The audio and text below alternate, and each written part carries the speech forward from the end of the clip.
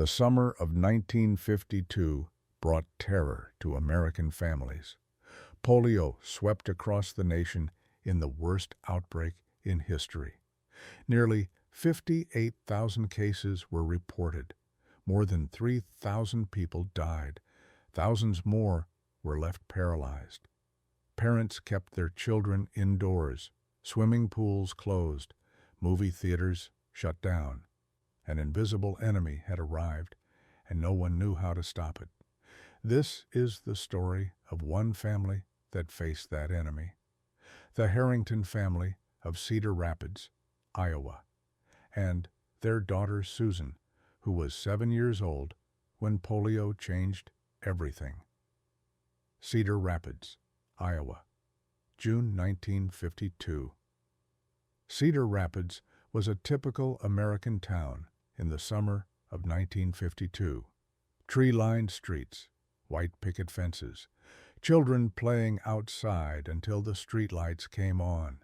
The Harrington family lived on Maple Street in a modest two-story home. Robert Harrington worked at a local insurance company. His wife Margaret stayed home with their 2 children, Susan, age 7, and her younger brother Tommy, age 4. That June felt like any other summer at first. School had just let out. Susan and her friends rode bicycles down sidewalks. They played hopscotch in driveways. They looked forward to swimming at the municipal pool when it opened for the season. But the pool never opened that summer. The news spreads. The first reports came in early June. A child in Des Moines had been diagnosed with polio. Then another case appeared in Iowa City. Then 3 more in Waterloo. By mid-June, the newspapers were reporting cases in Cedar Rapids itself. The disease struck without warning. One day, a child would be playing normally. The next day, fever, headache, stiffness in the neck. Then paralysis that could spread from the legs to the arms to the chest. Some children recovered fully, others never walked again. Some died when the paralysis reached their breathing muscles. Parents across Cedar Rapids grew increasingly frightened. The local health department issued warnings. Avoid crowds. Stay away from public swimming areas. Keep children away from anyone showing symptoms. But no one really understood how polio spread. Some believed it came from bad water. Others thought contaminated food was the cause. The uncertainty made the fear worse. Susan's world shrinks. Margaret Harrington stopped allowing Susan and Tommy to leave the yard. No more bicycle rides, no more visits to friends' houses, no more trips to the library or the ice cream parlor. The world that had seemed so open and full of possibility suddenly became confined to the boundaries of their property. Susan didn't understand at first. She was 7 years old. Summer was supposed to mean freedom and adventure. Instead, she watched from the front porch as other children, whose parents were less cautious, still played in the street. She asked her mother why she couldn't join them. "It's not safe, sweetheart," Margaret told her. "There's a sickness going around. We need to be careful." Susan could see the worry in her mother's eyes. She could hear the tension in her father's voice when he came home from work each evening and asked if any cases had been reported on their street. Fear had settled over the house like a heavy blanket. July 4th. The 4th of July parade was canceled. The city council made the announcement in late June. Too many people gathering in one place presented too great a risk. It was the first time in memory that Cedar Rapids had gone without its Independence Day celebration. Families stayed home that day. The Harringtons had a small cookout in their backyard. Robert grilled hamburgers. Margaret made potato salad. Susan and Tommy played in the grass. It should have been a happy day, but the absence of fireworks, of crowds, of celebration, made it feel hollow.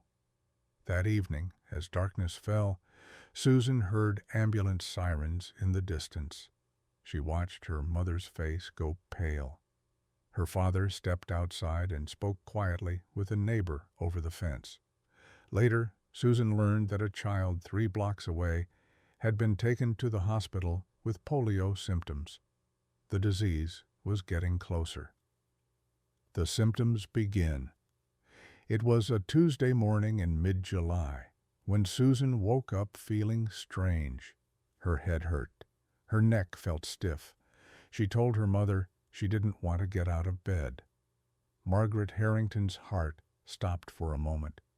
She placed her hand on Susan's forehead. The child was burning with fever. Margaret's hands began to shake. She tried to keep her voice calm as she asked Susan how she felt. "My head hurts, Mommy," Susan said, "and my neck." Those were the words every parent in America feared in the summer of 1952. Headache, stiff neck, fever, the early symptoms of polio. Margaret called for Robert. He came upstairs immediately. One look at his wife's face told him something was terribly wrong. They called their family doctor. He said he would come to the house within the hour. The doctor's visit. Dr. Harrison had been the Harrington family physician for 10 years. He was a kind man in his 60s who had seen countless childhood illnesses, but that summer had changed him. The worry showed in his face as he examined Susan. He checked her temperature. He tested her reflexes. He asked her to touch her chin to her chest. Susan tried, but couldn't.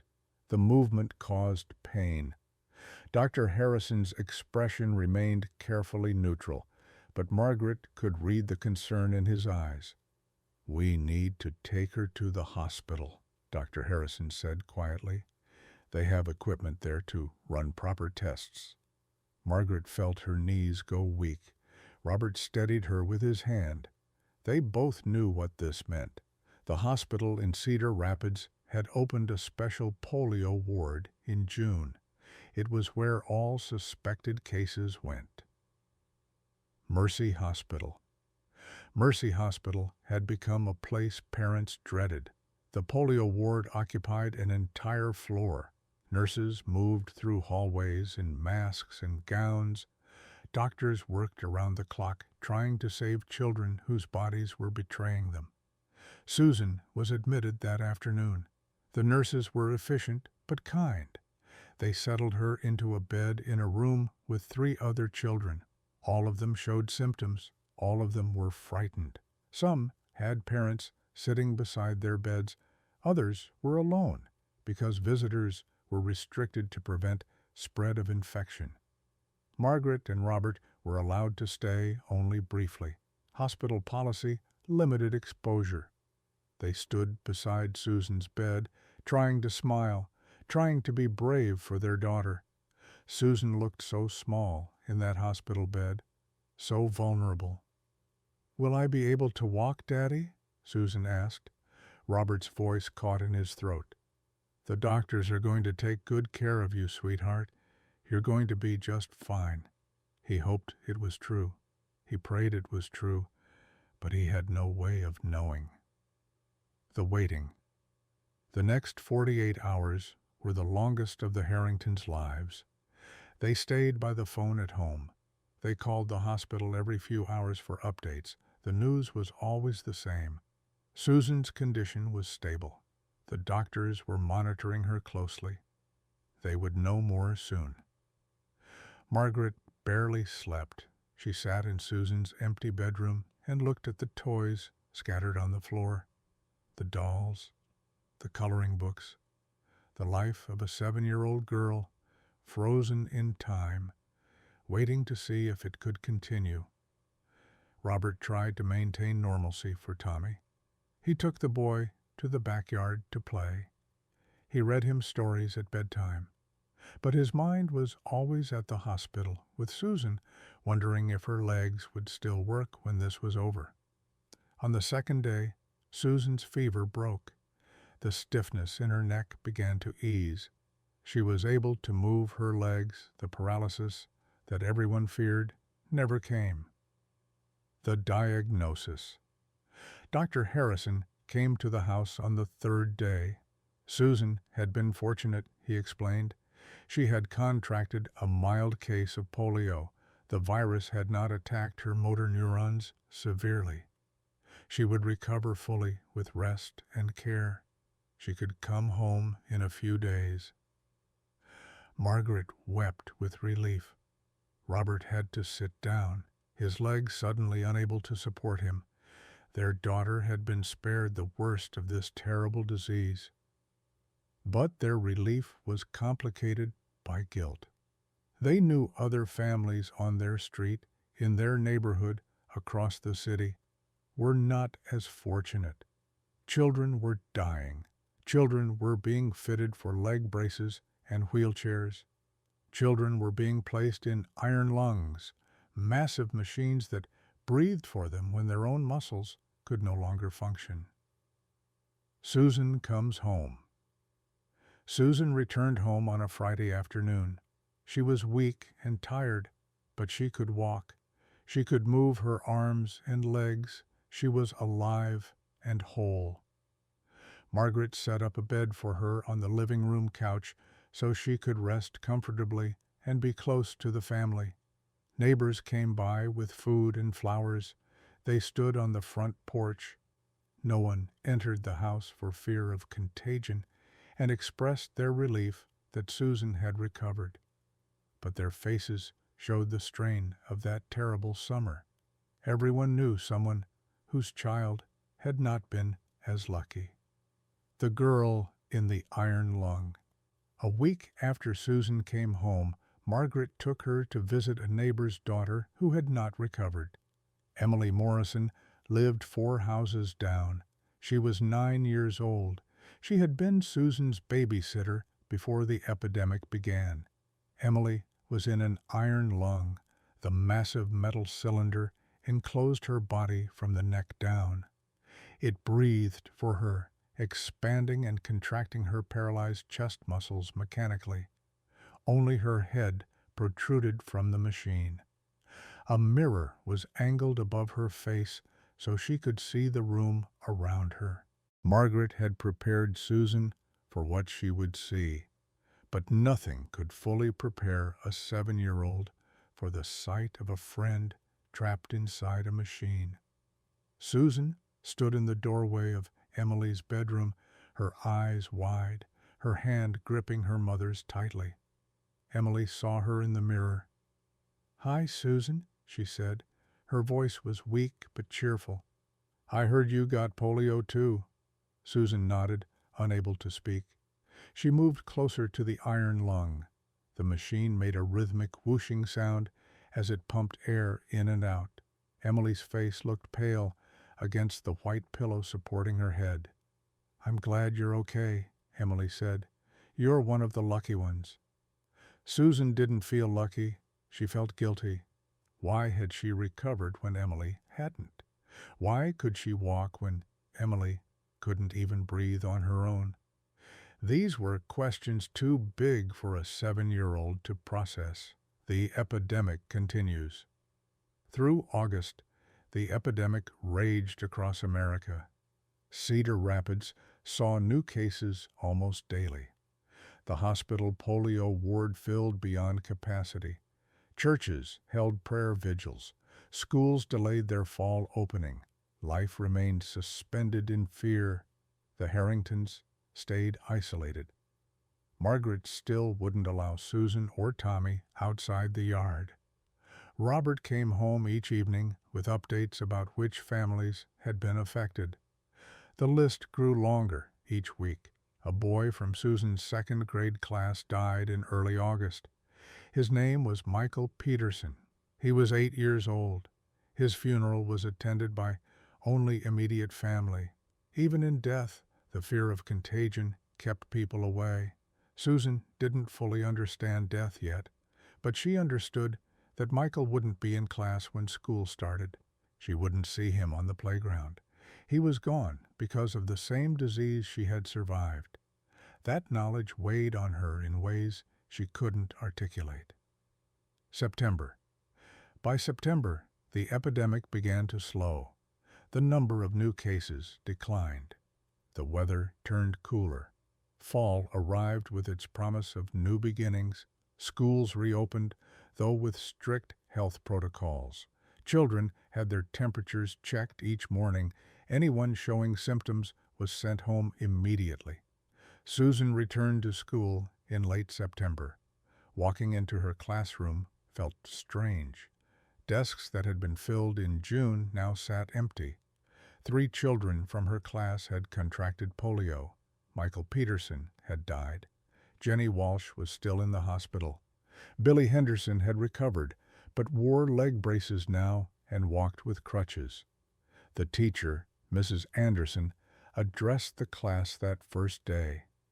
She spoke gently about the summer they had all endured. She reminded them to be kind to one another. She told them they were brave for coming back. But the classroom felt haunted by absence, by the children who should have been there but weren't. The long recovery. Emily Morrison spent 6 months in the iron lung. By spring of 1953, she had regained some ability to breathe on her own. She could leave the machine for short periods, but she would never walk again. Her legs remained paralyzed. Her family converted their living room into a bedroom on the ground floor. They built a ramp to the front door. They learned to navigate a world that was not designed for wheelchairs. Susan visited Emily often that year. She would sit beside the iron lung and read to her friend. She would tell her about school, about the other kids, about the world outside that Emily could no longer fully access. Their friendship changed but endured. It was marked now by the randomness of fate. One girl spared, another girl forever altered by the same disease. Understanding comes slowly. As Susan grew older, she began to understand what had happened that summer. She learned about Jonas Salk, who was working on a vaccine that might prevent polio. She learned about the March of Dimes, the fundraising campaign that supported polio research and treatment. She learned that the epidemic of 1952 was the worst in American history, but that it had galvanized scientists to find a cure. In 1955, the Salk vaccine was declared safe and effective. Mass vaccination campaigns began across America. By the end of the decade, polio cases had dropped dramatically. The disease that had terrorized a generation was being conquered by science. But for those who had lived through 1952, the scars remained. 50 years later, Susan Harrington married and had children of her own. She made sure each of them received the polio vaccine. She told them about the summer of 1952, about the fear that had gripped the nation, about friends who had died or been paralyzed. Her children listened politely, but couldn't fully grasp what it had been like to live in fear of an invisible disease. Emily Morrison lived into her 60s. She never regained the use of her legs. She spent her life in a wheelchair, working as a teacher, advocating for disability rights, living a full life despite the limitations polio had imposed. She remained Susan's friend until she died in 2010.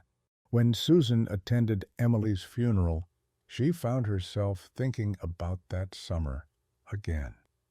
About how random it all had been, about how a virus had chosen some children and spared others for no apparent reason, about how grateful she was to have survived, and how guilty she still felt about that survival. The legacy. The polio epidemic of 1952 left permanent marks on American society. It killed thousands. It paralyzed thousands more. It traumatized an entire generation of parents and children. But it also led to one of the greatest medical achievements in history, the development of vaccines that virtually eliminated the disease. Today, polio is nearly eradicated worldwide. Children grow up without fear of this disease. Swimming pools open every summer without concern. Life continues normally because scientists found a way to stop the virus that had caused so much suffering. But for those who lived through 1952, the memory remains vivid. The fear, the uncertainty, the sight of children in iron lungs, the empty desks in classrooms, the knowledge that something invisible and deadly could strike at any moment. Susan's testimony. Susan Harrington is 80 years old now. She still lives in Cedar Rapids, though Maple Street looks different than it did in 1952. The houses have been renovated. The families have changed. Most of the people who lived through that terrible summer are gone. But Susan remembers. She remembers the fear in her mother's eyes. She remembers the hospital ward. She remembers Emily trapped in the iron lung. She remembers Michael Peterson's empty desk. She remembers what it felt like to be 7 years old and facing a disease that could kill or cripple without warning. When people talk about vaccines today, when they debate whether immunizations are necessary, Susan speaks up. She tells them about 1952. She tells them about the polio epidemic. She tells them about children who died or were paralyzed because no vaccine existed yet. We didn't have a choice, she says. We lived in fear because we couldn't protect our children. Now we can. The vaccine works. It saves lives. I'm living proof. The lesson. The summer of 1952 taught America a lesson about vulnerability. It showed how quickly normal life could be disrupted by disease. It demonstrated the importance of scientific research and public health measures. It revealed both the best and worst of human nature, the fear that made people isolate themselves, and the compassion that made others care for the sick. Most importantly, it showed what could be achieved when a nation united against a common enemy. The fight against polio brought together scientists, doctors, volunteers, and ordinary citizens. The March of Dimes raised millions of dollars. Researchers worked tirelessly, and eventually, they won. Closing. This is Susan Harrington's story. This is her witness to the summer of 1952. This is what it meant to be a child during the worst polio epidemic in American history. To face an invisible enemy. To survive when others didn't. To carry that survival and that guilt for a lifetime. The iron lungs are museum pieces now. The polio wards have closed. The disease that terrorized a generation has been conquered. But the memory remains, and with it, a reminder of what was lost, what was saved, and what became possible when humanity refused to accept defeat.